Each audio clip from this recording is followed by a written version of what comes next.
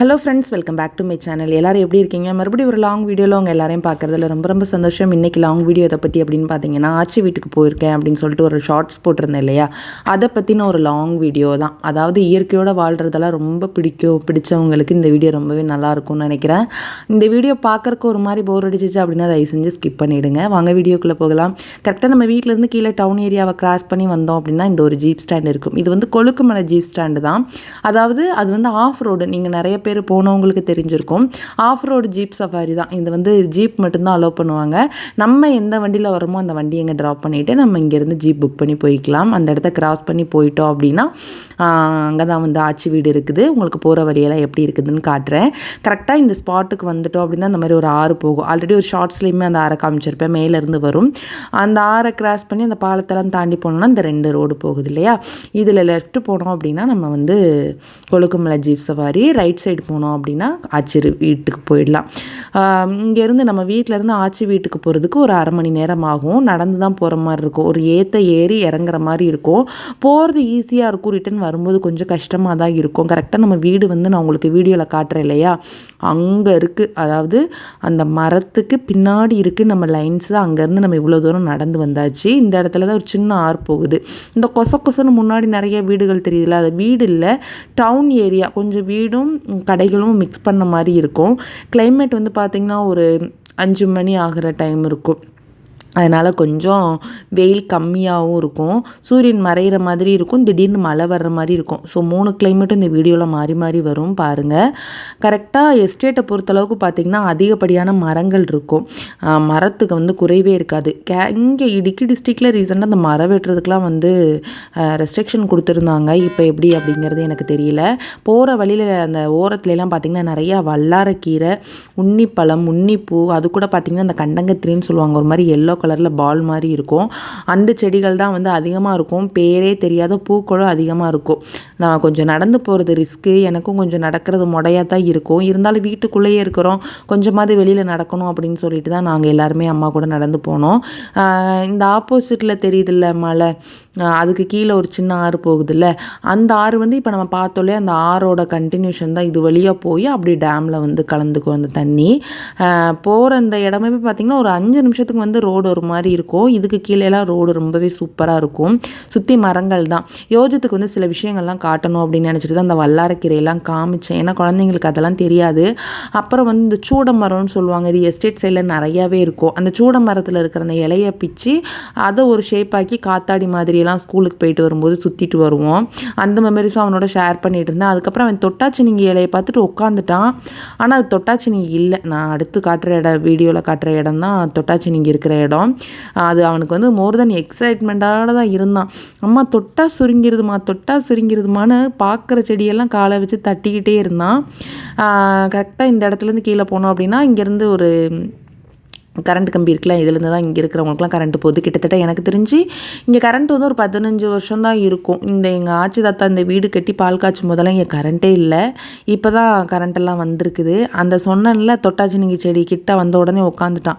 அந்த இடத்துல இருந்த எல்லா செடியும் தொட்டுட்டு இருந்தான். ஒரு குறிப்பிட்ட ஸ்டேஜில் ஷூவை வச்சு தேய்க்க ஆரம்பிச்சிட்டான். ஏன்னா அது சுருங்கிறதுக்கு டைம் ரொம்ப கம்மியாகுதுமா அப்படின்னு சொல்லிட்டு. இதுக்கு கீழே போனாலே எப்படி சொர்க்கத்துக்குள்ளே போகிற மாதிரியே இருக்கும். சுற்றி பச்சை பசேர்னு காடாக இருக்கும். இது வந்து ஆல்ரெடி அங்கே ஒரு சேட்டை இருக்காங்க. அந்த சேட்டனோட வீடு தான். அது இல்லாமல் இந்த லெஃப்ட் சைட்லேயுமே ஒரு சேட்டை இருக்காங்க. காட்டுக்குள்ளே இருக்காங்க. யானையெல்லாம் வராதாக்கா, பயம் இல்லாமல் இருக்காங்க அப்படிங்கிறதெல்லாம் கிடையாது. இங்கே வந்து அவ்வளோ சீக்கிரத்தில் வந்து யாரும் வரமாட்டாங்க. அது இல்லாமல் பக்கத்தில் கொஞ்சம் வீடுகள் இருக்கிறதுனால தெரியாது. யானை வந்து கண்டிப்பாக வரும். கண்டிப்பாக இந்த ஸ்பாட்டில் யானை நிற்கும். இப்போ கூட நம்ம காட்டில் வந்து ஒரு 6 யானை வந்து விளையாண்டுட்டு போயிடுச்சு. பட் அந்த இடத்துல நான் வீடியோவில் காட்டலை. அது ரொம்ப கஷ்டமாக இருக்கும். ஒரு விவசாயியாக இருக்கிறவங்களுக்கு அது ரொம்பவே கஷ்டமாக இருக்கும். 6 யானை வந்து விடிய நின்று அதனால் என்னென்ன பண்ண முடியுமோ பண்ணி விட்டுட்டு போயிடுச்சு. இந்த இடத்துல இந்த மரங்கள்லாம் பார்த்திங்கன்னா நெல்லிக்காய் மரம். காய் எப்படி போட்டிருக்குன்னு பார்த்தீங்கன்னா இதெல்லாம் காட்டு நெல்லிக்காய். நல்ல காய் இருந்துச்சு. ஆனால் வாயில் வைக்க முடியாது. ரெகுலராக நெல்லிக்காய் சாப்பிட்டு பழகினவங்களுக்குலாம் அதெல்லாம் சாப்பிட முடியும். அப்படியே ஒரு மாதிரி சிலுன்னு காற்று கரெக்டாக காட்டுக்கிட்டு கீழே இறங்கி வந்தாச்சு. இந்த வர்ற இடத்துக்கிட்ட பார்த்திங்கன்னா ஒரு சின்ன தக்காளி செடி. அதாவது கோயம்புத்தூர் சைடில் நம்ம என்ன சொல்லுவோம்னா சுக்குட்டி கீரைன்னு சொல்லுவோம் இல்லையா, பாருங்கள் ரோட்டில் அனாமத்தான் முளைச்சிருக்குது. அதை தான் எங்கள் அம்மா பறித்து காமிச்சிட்டு இருந்தாங்க. நாங்கள் அந்த கருப்பு கலர் காயை கூட விட மாட்டோம். அதில் போட்டி போட்டு நானும் என் தம்பி சாப்பிடுவோம். இப்போ அந்த காயை பார்த்தா கண்டுக்கிறதே இல்லை. கரெக்டாக காட்டுக்கிட்டுக்கு முன்னாடியே போனீங்கன்னா இது வந்து ஒரு நீரூற்று, அதாவது பூமியிலேருந்தே நீரூற்று தண்ணி வந்துகிட்டே இருக்குன்னு சொல்லுவாங்கள்ல. இது வந்து அங்கே தாத்தா வீட்டுக்கு வந்து பாத்திரம்லாம் கழுகுறதுக்கு தண்ணி வந்து போகுது, ஓஸ் போட்டிருக்காங்க. அதில் வந்து ஒரு 4-5 மீனும் பிடிச்சி விட்ருக்குறாங்க. நம்ம பையன் தான் தண்ணியை பார்த்த உடனே இறங்கி மீனை பிடிக்கணும்னு சொல்லுவானே. கொஞ்ச நேரம் அங்கே நின்றுட்டு எங்கள் அம்மாட்ட ரகலை பண்ணிட்டு இருந்தோம், ஆச்சு மீன் பிடிக்கலான்னு. இதில் வேறு எங்கள் அம்மா வேறு தெரியாதனமா அதுக்குள்ளே மீன் பிடிச்சி போட்டிருக்காங்கடான்னு வேறு சொல்லிட்டாங்க. அந்த மீனையாவது காட்டு அப்படின்னு சொல்லி நின்றுட்டு இருந்தான். டைம் ஆச்சுடா வாடா, வந்துட்டு சீக்கிரம் போகணும் அப்படின்னு சொல்லிட்டு தான் டக்குன்னு அவனை அங்கேருந்து கிளப்பி வெளியில் கூட்டிகிட்டு வந்தோம். அது இல்லாமல் அந்த சைடுமே ஒரு சின்ன நீரூற்று மாதிரி இருக்குது. அதில் எப்பயுமே தண்ணி வந்துட்டே தான் இருக்கும். அந்த 2 பேர் நின்று பார்த்துட்டு இருக்காங்க இல்லையா. அதுக்கப்புறம் தான் உள்ளே போனோம். போன டைம் வந்திருந்தோமா, இப்போ மழையோடு வந்திருந்தோம், நைட் டைம் வந்திருந்தோம். காடை வந்து வீடியோ எடுக்க முடியல. அதனாலேயே கொஞ்சம் வெளிச்சமாக இருக்கும்போதே போயிட்டு வந்துடலாமா அப்படின்னு சொல்லிட்டு தான் வெளிச்சமாக இருக்கும்போதே வந்துட்டோம். இந்த கேட்டெல்லாம் இப்போ தான் ரீசெண்டாக ஒரு 6-7 மாதத்துக்கு முன்னாடி போட்டது. அப்படியே உள்ளே போகும்போதே பெரிய ஒரு காட்டேஜுக்குள்ளே, ஒரு ரிசார்ட்டுக்குள்ளே போகிற மாதிரி இருக்கும் ஃபீலு. இதெல்லாம் தாத்தா வந்து இப்போ ரீசெண்டாக அவரோட க்ரியேட்டிவிட்டி மைண்டில் தான் பண்ணியிருக்காரு. இது வந்து என்ட்ரன்ஸில் இஞ்சும் மஞ்சளும் போட்டிருக்காங்க. எங்கள் அம்மா அதை என்கிட்ட காமிச்சிட்டு இருந்தாங்க. இந்த இடம் ஃபுல்லாகவே ஃபஸ்ட்டெல்லாம் இஞ்சி மஞ்சள் தான் போட்டிருந்தாங்க. நான் இப்போ கீழே காட்டுற இடம் ஃபுல்லாகவே ஏலத்தோட்டம் தான். உள்ளே போன உடனே எங்கள் அம்மா அங்கே ஒரு கொய்யா மரத்தில் காய் நிறையா இருந்துச்சு, அதை பறிக்க ஆரம்பிச்சிட்டாங்க. எனக்கு இந்த பிங்க் கலர் கொய்யாப்பழம் ரொம்ப பிடிக்கும்.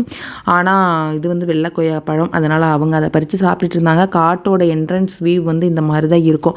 ஏன் இதை காடு அப்படின்னு சொல்கிறோம் அப்படின்னா, இது ப்ரைவேட் ஏரியா. இங்கே ஒரு இடம் வாங்கி வீடு கட்டி இந்த மாதிரி எஸ்டேட்டில் வேலை பார்க்குறவங்களே எஸ்டேட்டில் வேலை செய்யும்போது ஒரு குறிப்பிட்ட சேவிங்ஸை வந்து ஒதுக்கி ஒரு கார்டு வாங்கி அவங்களோட ஃப்யூச்சருக்கு எல்லாமே பண்ணி வச்சுக்குவாங்க.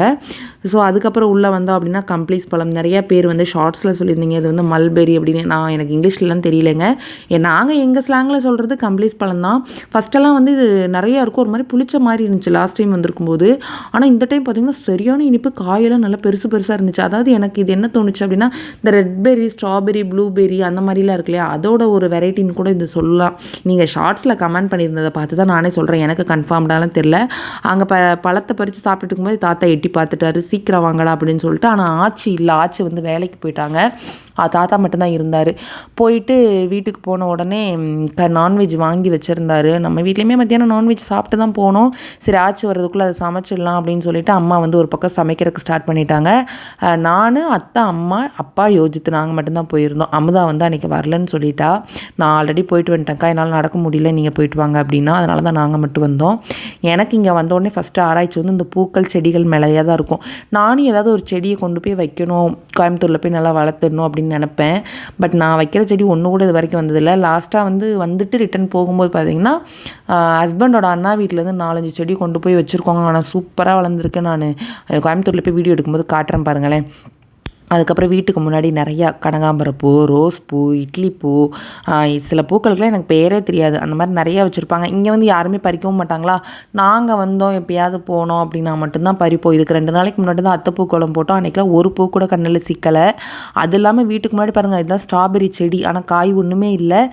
ஸ்ட்ராபெரி செடி, பருப்பு கீரை, தக்காளி, அப்புறம் அவரைக்காய், பூசணிக்காய், அப்புறம் வந்துட்டு இந்த நம்ம சளி பிடிச்சா பிள்ளைங்களுக்கு கொடுப்போம் இல்லையா, அது என்ன பேருன்னு தெரியல, அது பேர் வந்து எனக்கு சரியாக தெரியல. அது அந்த மாதிரி செடியெல்லாம் நிறையா வச்சுருந்தாங்க. அதோட இந்த கல்ரோஸ் ஒன்று இருக்கும், நான் அது வீடியோவில் காட்டாமல் விட்டுட்டேன். அந்த கல்ரோஸோட வாசனை அப்படி தலையில் வச்சோன்னா ஒரு 10 நாளைக்காவது தலையில் அந்த மனம் இருக்கும்.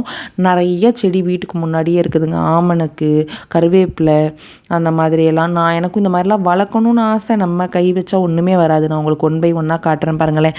அதோட இந்த பெரிய பெரிய டேலியா பூ, நான் ஷார்ட்ஸில் கூட காமிச்சிருந்தேன் இல்லையா, அது நிறையா அங்கே இருக்குதுங்க. உங்களுக்கு பார்த்தாலே தெரியும் எப்படி இருக்குது அப்படின்னு சொல்லிட்டு. இதுக்கு மேலே போனோன்னா இங்கேருந்து பார்த்தா டாம் வியூ தெரியும். ஆனால் நான் ஒரு பொண்ணு, எனக்கு கொஞ்சம் உடம்பு சரியில்லை, அதனால் நான் அதை போய் இந்த டைம் எடுக்கலை. நெக்ஸ்ட் டைம் வந்து என் வீட்டுக்கார் வரும்போது கண்டிப்பாக அவர் எப்படி அங்கே கூட்டிகிட்டு போவார், அப்போ நான் உங்களுக்கு எடுத்து காட்டுறேன். இதுதான் அவரைக்காய் செடி. கீழேயே வந்து காய் போட்டிருந்துச்சு, பார்க்குறக்கு அவ்வளோ அருமையாக இருந்துச்சு. இதெல்லாம் வீடியோ எடுத்துகிட்டு இருக்கும்போது தான் ஆச்சியே வந்தாங்க. வந்து 1 வாரம் ஆச்சு, நீ இன்னும் வராமல் இருக்க அப்படி இப்படின்னாங்க. ஆனால் நான் போய் 2 நாள் தான் ஆச்சுங்க. ஓணம் வெக்கேஷனுக்காக போயிருந்தேன். அப்போ எடுத்த வீடியோ தான் இது. ஸோ அவங்க வந்து என்னை திட்டிகிட்டே தான் உள்ளே அதுக்கப்புறம் இது பண்ணிகிட்டு இருந்தாங்க. அப்படியே வீடியோ எடுத்துகிட்டு உள்ளே போனால் சிக்கன் குழம்பு ஒரு பக்கம் எங்கள் அம்மா ரெடி பண்ணிகிட்டு இருந்தாங்க. உள்ள வீடு இந்த மாதிரி தான் இருக்கும். ஒரு 3 BHK ஹவுஸ்னு வச்சுக்கோங்களேன். 3 BHK 4 BHKனே வச்சுக்கலாம். நிறைய அங்கங்கே ரூம் இருக்குது. இதுதான் வந்து தாத்தா அந்த கட்டிலில் படுத்துட்டு நாங்கள் அங்கேருந்து வரும்போது கூப்பிட்டுட்டே வருவோம். கரெக்டாக இதுலேருந்து எங்களை பார்ப்பார்.